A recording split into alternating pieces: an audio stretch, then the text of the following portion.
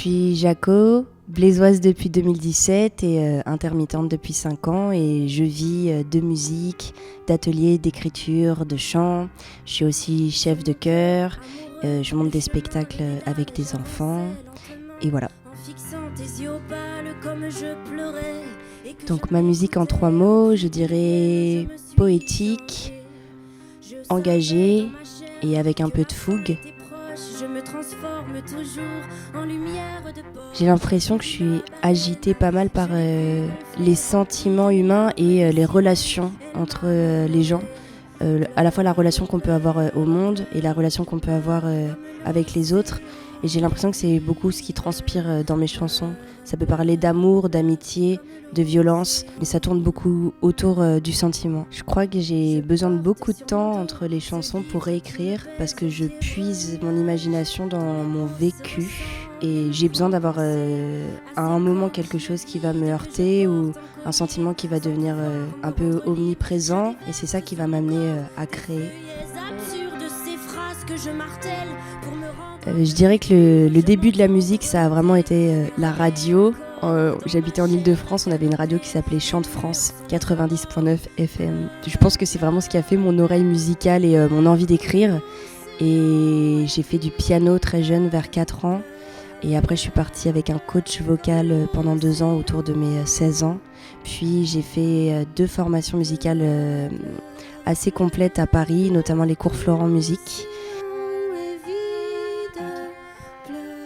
Grâce au dispositif Propulsion cette année, donc on est plusieurs lauréats-lauréates, on a eu l'occasion de se rencontrer déjà 2 fois avec les autres sur des thématiques autour de l'industrie musicale et de notre projet. Et j'ai aussi, grâce au Château d'Eau, un ensemble de personnes référentes qui m'accompagnent, notamment Nico, qui me donne des rendez-vous réguliers pour planifier un petit peu la suite. Et la suite de tout cet accompagnement, ça me permet d'enregistrer en studio. Bientôt, je vais refaire des voix à Pôle Nord. Également, il y aura un clip qui est en grande partie financé par l'aide du Château d'Eau. Et normalement, un enregistrement live également. Dans l'accompagnement aussi Château d'Eau, normalement, tu vas pouvoir m'aider aussi pour de la communication, je crois. Et ça, je compte sur toi. Il y a un projet d'EP à venir, un EP 3 titres, sur lequel on bosse avec Lénie Fontaine, qui m'aide pour les arrangements. Et on attend d'être pleinement satisfait pour pouvoir sortir l'EP. Je pense que ça sera plus au printemps, comme le clip.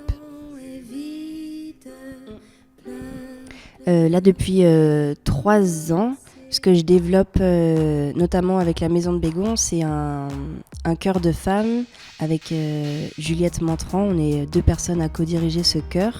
Et c'est un chœur qui maintenant dépasse la centaine de femmes.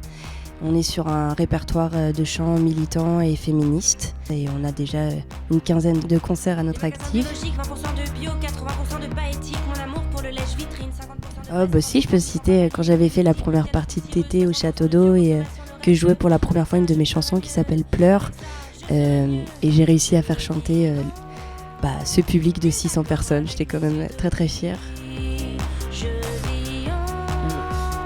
Alors, en ce moment, j'ai découvert là il y a 1 mois ou 2 une jeune artiste qui s'appelle Iliona, qui écrit en français et j'avoue que j'ai été assez scotchée et j'aime beaucoup une grande partie de ses chansons pour ses textes, le fait qu'on n'attende pas d'arriver au refrain, les couplets sont tout aussi voire plus intéressants que les refrains et sa production musicale aussi est très minimaliste.